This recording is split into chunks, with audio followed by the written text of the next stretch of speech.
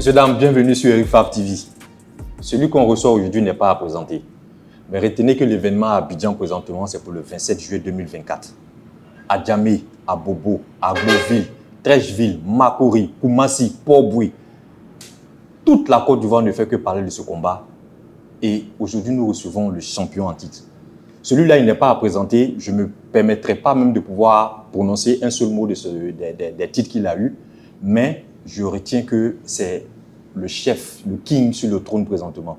Nous recevons Abdul Razak Sankara. Mes respects, Abdul. Respect. Abdul, comme je le disais tantôt, je ne me permettrai pas de pouvoir revenir un peu sur ton palmarès. Est-ce que tu peux, de manière brève et concise, revenir un peu sur tous les titres que tu as eus, qui tu es, s'il te plaît? D'accord, merci beaucoup pour les différentes questions. Alors les gars, vous avez reconnu les quintos, Sankara, Abdul Razak à l'écran, alias le Sankariste. Alors je ne suis pas trop à présenter, mais je vais encore rentrer dans les détails. Alors moi, j'ai pas longtemps duré dans ce sport-là, mais j'ai beaucoup de titres en même temps.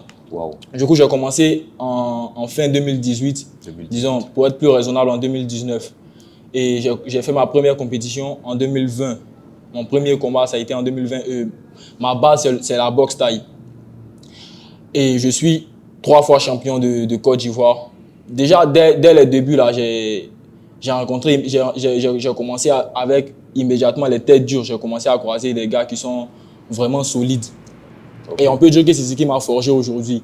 Donc, pour revenir à ça, je suis 3 fois champion de Côte d'Ivoire. Okay. Je suis champion NAC Muay Talent, champion d'un Ouest africain de kickboxing, champion Ouest africain de Muay Thai, champion du monde de Muay Thai, champion OKCA, champion je sais pas, champion IFC. Vous avez dit qu'il n'était pas présenté. Champion. Et aussi, je suis le détenteur de la Ligue africaine, AML, African MMA League, de la catégorie des moins de 75 kg. Je détiens la ceinture. Donc, et aussi, champion en titre présentement. Pour revenir à la compétition IFC, je suis le détenteur de la ceinture des moins de 75 kg. Et il y a quelqu'un qui veut venir prendre la ceinture là 2 jours. Abdul, il faut laisser. Et ça, on va parler. Attends, il faut laisser. On est en train de te présenter. Il ne faut pas parler. Il faut laisser. C'est moi qui ai posé la question là. Il faut laisser appeler la personne qui va venir là. Monsieur, dame, on reste concentré. On le dit comme tous les jours. Nous sommes à Eric Favre TV. Donc, Abdul, ok, merci bien pour la présentation et surtout le palmarès. Donc, tu vas nous revenir un peu sur réellement la préparation. Comment est-ce que le champion, comment est-ce qu'il prépare ses combats de manière générale? Avec tout le palmarès que tu as, comment est-ce que tu entames tes combats, comment est-ce que tu te prépares, quelle est la mentalité, mais qu'est-ce qui te motive à monter sur le ring? D'abord, comme je le dis tous les jours, moi je vois le combat un truc qui est... C'est pas du jeu, mais dans le game, dans le grand game, c'est un jeu. Mais en réalité, c'est pas un jeu parce que c'est un jeu un peu dangereux. Ouais. Du coup, je me prépare dur, je me prépare solide. Depuis la base, moi j'ai le mental. Je mise plus sur le mental, je travaille mes techniques et je travaille aussi comme présentement là on est à la salle et après, juste après ça, je vais faire une lourde séance pour couper quel de mon adversaire. D'accord. Mais Abdul, tu viens de dire tout à l'heure que tu as commencé pratiquement en 2020, mais 2019 pratiquement, 2018-2019, à cette date-là, avec tout ce palmarès-là, est-ce que il n'y a pas un zamou derrière, il n'y a pas un fétiche ou bien qu'est-ce qui fait que en si peu de temps, un jeune comme toi a tout ce palmarès-là? Est-ce que tu n'es pas jalousé aussi par en fait, tes compagnons de lutte, tes amis avec qui tu t'entraînes et tout ça? Comment ça se passe? Comment est-ce que tu te mets dans quel mood en fait? Moi, je vais dire, pour moi, je n'ai encore rien fait parce que nous sommes qu'au début, vous voyez. Et là, ce que j'ai pu faire, là, moi, je dirais que c'est grâce à la détermination. Hein. C'est la détermination qui fait la différence. Moi, je suis camé, je suis déterminé. Et ce sport-là, je l'ai pris. Ce n'est pas un sport que moi-même j'ai choisi au départ. On peut dire que ce sport-là m'a choisi parce qu'à la base, moi, j'étais bagarreur, mais je ne savais même pas que j'allais faire la boxe. C'est par le biais d'un grand frère. C'est un grand frère qui m'a vu bagarre de rue, moment, et puis il m'a mis dans un club de boxe thaï. Et c'est comme ça que c'est parti. Je suis rentré, j'ai commencé, j'ai aimé le truc. Et avec ça, là, histoire de jalousie, là, ça c'est normal, hein, c'est partout. Et ce sont ces jaloux-là même qui nous aident à avancer. Parce qu'ils vont dire des trucs, ils vont raconter des trucs. Et ces trucs-là, pour quelqu'un qui est fort mentalement, qui sait où il veut arriver, ça le rend plus fort. D'accord. Effectivement, il faut essayer de tirer le chapeau à ce grand frère-là qui a fait de toi aujourd'hui le champion que tu es. Et c'est l'opportunité de pouvoir rappeler que le sport aujourd'hui est on ne pourra pas dire que c'est un échappatoire, mais en fait, c'est un moyen référentiel pour les jeunes de la rue, des personnes qui ont envie de pouvoir s'exprimer de différentes manières, de pouvoir avoir en fait de quoi pouvoir s'exprimer, si je peux me résumer ainsi. Donc, Abdoul, on va essayer d'aborder un peu dans le parcours de ta carrière, qu'est-ce qu'on peut retenir comme meilleur souvenir pour toi? Moi, le meilleur souvenir, je peux dire que ça a été en Thaïlande. Hein. Ok. En Thaïlande, où j'ai fait le championnat du monde. J'ai fait le championnat du monde en 2023, c'est récent même, l'année dernière. Ok. Quel a été ce souvenir-là? Qu'est-ce qu'on retient? Ce souvenir-là, c'est que d'abord, premièrement, j'ai mangé un KO. Je me suis pris 2 crochets, bam, bam. Wow. Et ça m'a fait mini diallo, comme on le dit en Côte d'Ivoire ici. ça m'a fait tourner un peu la tête.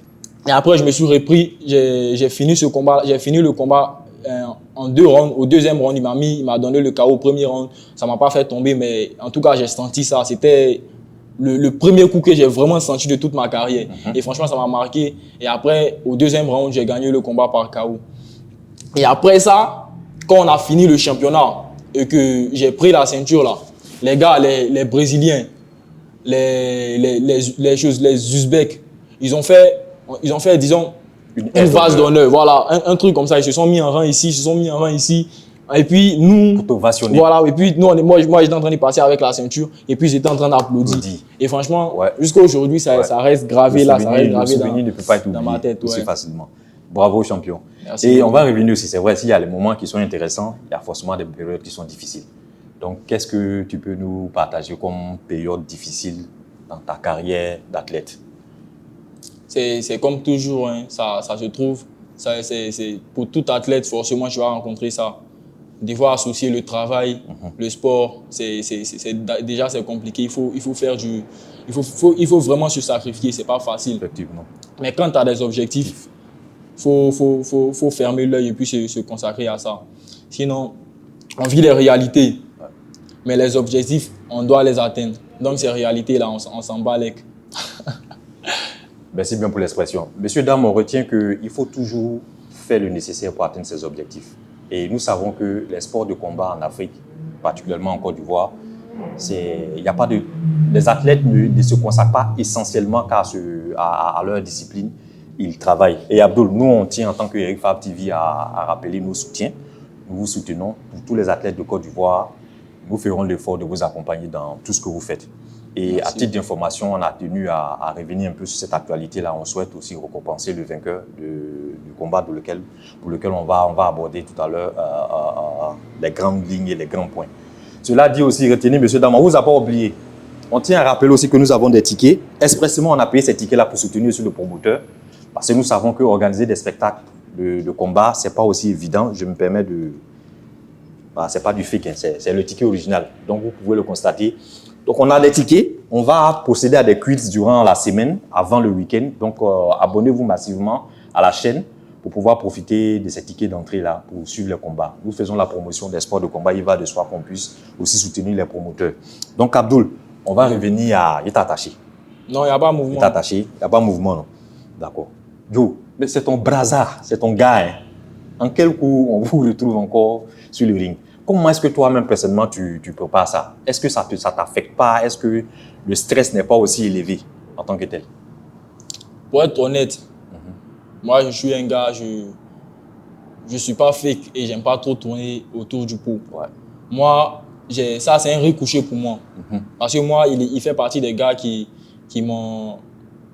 On peut dire qu'ils m'ont ouvert l'œil, tu vois, sur ce sport-là. Et on peut dire que j'ai fait ma première défaite ou ma deuxième défaite face à lui. Il m'a déjà battu auparavant. Du coup, j'ai fait 3 défaites. J'ai fait 3 défaites et dans les 3 défaites-là, j'ai pu me venger sur 2. Donc, j'ai dit, voilà, il reste lui. Il faut que je parte récupérer ma victoire. Donc ça, c'est à côté. Sinon, à part ça, là, c'est mon vieux père. Hein. C'est pas mon ami même. Parce qu'il est plus âgé que moi, c'est mon vieux père et je le respecte beaucoup. Mais ça n'a rien à voir avec le taf. Oui, bien sûr. Ça n'a rien à voir avec le travail. On est professionnel et on reste professionnel, effectivement. Voilà, ça n'a rien à voir avec les quelques minutes où on va monter sur le ring pour se frapper. Là-bas, là, on ne se fait pas cadeau. Moi, je sais que je ne vais pas lui faire cadeau. Ça, c'est... Voilà. Il y a le plan 13 au sur lui. Et puis, il faut que je gagne. C'est ma ceinture. Il va venir prendre. Non. Mais Abdul, je t'ai dit là avec toi, je suis parti derrière son entraînement, là. C'était bon. Hein. Ouais, c'était bon. Donc, faut toi-même aussi, là, mais tu te prépares comment? Quelle est ta stratégie? Au fait, moi, je m'attends vraiment à un gros fight. Je m'attends à quelque chose de grand. Parce que moi, est-ce que lui s'entraîne? Moi, je m'entraîne, moi, je fais 3 séances par jour. Ah, mais c'est moi qui t'ai dit aussi combien d'entraînements lui moi, je sais qu'il ne fait pas 3 séances. Ah, mais comment tu sais ça? C'est moi qui suis pas derrière son entraînement. En Côte d'Ivoire, ici, les athlètes qui font 3 séances, ils ne sont pas beaucoup, on peut les compter. Donc, moi, je sais que moi, je fais 3 séances. Si le gars il fait 3 séances aussi, alhamdoulilah, on va être sur le ring, ça sera un peu dur. Si c'est dur, on saura s'il fait vraiment 3 rounds. Monsieur Dame, 3 séances. Raison de plus pour venir le 27 juillet à ce combat-là. Venez suivre ce combat-là. On a les tickets. Si vous n'avez pas l'argent, quelle que soit en fait la position où vous êtes, nous on participez au jeu, au quiz comme nous avons organisé. Venez. Venez soutenir le Sankaris, venez soutenir son adversaire. Donc oui, préparation, 3 séances, le niveau de stress est assez bon, vous gérez le stress. Donc, est-ce que tu peux nous partager un peu, est-ce qu'il y a un petit brin que tu peux nous dire par rapport à sa stratégie aussi derrière? Qu'est-ce que tu prépares dans la marmite? Ma stratégie? Oui. La stratégie, ça ne se dit pas devant une caméra. Ah, mais il y a des gars comme les Kono, là, ils disent ce qu'ils vont faire, puis quand ils vont, là, ils font. Ah, mais moi, je ne suis pas Kono, moi, je suis Sankara. Et Sankara, il ne donne pas ses stratégies. Ok. Sankara, il monte sa stratégie le jour J, à l'événement. Okay. Il faut que vous soyez là pour pouvoir voir la stratégie de Sankara. Ce n'est pas une stratégie banale. C'est une stratégie pour faire dormir l'adversaire. D'accord, bravo à vous. Retenez aussi qu'en fait, on a affaire à 2 écoles, 2 types et 2 styles d'athlètes. Professionnel MMA, professionnel Muay Thai, avec tout ce qu'il y a avec. Il y a différentes écoles, donc ça sera un plaisir de pouvoir suivre ce combat-là. Je reviens un peu pour les jeunes qui sont te suivre. Aujourd'hui, tu as beaucoup suivi. Il y a beaucoup de jeunes qui veulent te ressembler, il y a beaucoup de jeunes qui veulent faire comme toi. Est-ce que tu as un message à passer à ces jeunes-là, surtout ceux qui sont dans la rue, comme j'ai cité tout à l'heure, bon, des communes, il y a beaucoup de gars. En tout cas, avant de venir tourner l'émission, j'avoue que c'est dans la bouche de tous les jeunes abidjanais. Hey, Vipé Sankaris, non, c'est mon gars, l'autre Abdul Razak. Donc, il y a les discussions dans les quartiers présentement. Est-ce que tu as un mot à passer à tous ceux qui veulent te ressembler? Les gars, c'est simple. Hein. Moi, ce que je peux vous dire là, c'est que bagarre de rue là, il n'y a rien dedans. Okay. Aujourd'hui là, si tu tapes quelqu'un dans la rue, c'est comme si tu avais tapé ta poche. Tu vois, parce que quand tu vas finir de le taper là, minimum c'est 500 000 que tu as dépensé. Tu as dépensé beaucoup d'argent. Alors que chez nous, on te dit viens, on te fait porter gants, chiffon. On te fait porter, souvent, quand tu viens commencer, on te fait porter protège. On te protège, on te donne des trucs. Quand tu as été tapé, il ne faut pas aller vous blesser. Puis quand vous finissez de faire ça, là, on vous donne l'argent. Si tu es blessé, on te prend, on te soigner. Cadeau. Bon, ok. Toi, tu dis que tu n'aimes pas là. C'est pas mieux que tu as venu faire ça là. Moi, je me prends toujours comme exemple. Hein. Moi, j'étais dans la rue, j'ai fait beaucoup de bagarres de rue, couteaux, tout ça là. Mais c'est qu'on ne j'ai jamais gagné l'argent dedans. Chaque fois, on partait prendre convocation pour envoyer à mes parents. C'était problème sur moi. Aujourd'hui, là, me voilà. Moi, je me suis consacré sur ce sport-là. Vous voyez ça, mes frères, le 27 même, là, je dois faire quelqu'un. Donc là, et puis, si il finit de faire combat, ça, ils vont me donner l'argent. Encore. Et puis, Eric Fab aussi va venir donner encore. Eric Fab aussi dit qu'ils vont nous donner l'argent. Ah, voilà. Vous parlez de quoi? C'est quoi? Donc, venez les gars, moi en tout cas, ce que je peux vous dire, c'est que concentrez-vous, il y a à venir dedans. Voilà, le sport de combat, surtout en Côte d'Ivoire ici, c'est en train de prendre, ça prend vraiment de l'ampleur. Avec les organisations comme Invincible Fighting Championship et aussi avec des chaînes comme Eric Fab TV qui sont là pour suivre les athlètes. Franchement, c'est waouh. Et dans l'avenir, dans 2 ans, 3 ans, 5 ans, ça sera de ouf. On retient, Inch'Allah. Mais dis-moi aussi, dans ta carrière aujourd'hui, c'est vrai que tu es un professionnel, tu es en titre, tu es sur le trône. Mais est-ce que tu as été influencé dans ton approche, dans ta carrière professionnelle? Est-ce que tu as été influencé par un sportif ou bien un référentiel que tu peux nous partager? J'avais oublié de te poser cette question. Du genre, une personne à qui je veux ressembler, quoi. Oui, mais dans ton ascension aussi, est-ce que tu as été influencé par quelqu'un quand tu as commencé à monter dans le sport professionnel? Est-ce qu'il y a quelqu'un qui t'a comment? Je ne comprends pas quand vous parlez d'influence. Influencé, bon, est-ce qu'il y a quelqu'un à qui tu veux ressembler, comme tu viens de dire? Quelqu'un à qui je veux ressembler. Pas vraiment. Hein. Ok. Moi, je veux ressembler à moi-même. D'accord. Je me crée une personnalité et Sankara, il reste Sankara. Ok. Et si je veux me donner un idole, ça sera Thomas Sankara, qui est le révolutionnaire, qui est un grand révolutionnaire. Et moi, je me vois en Thomas Sankara. Mais dans le sport de combat, là, il y a des gars que je vois techniquement, je les aime, je kiffe les manières de combattre. Mais ça ne veut pas dire que je vais les ressembler. Moi, je veux me ressembler. Et je sais que je serai le meilleur du monde. Effectivement. Et ça va se savoir le 27 par IFC. IFC, Inch'Allah. Mais dis-moi aussi, ma dernière question, si tu me permets, est-ce que tu as des objectifs?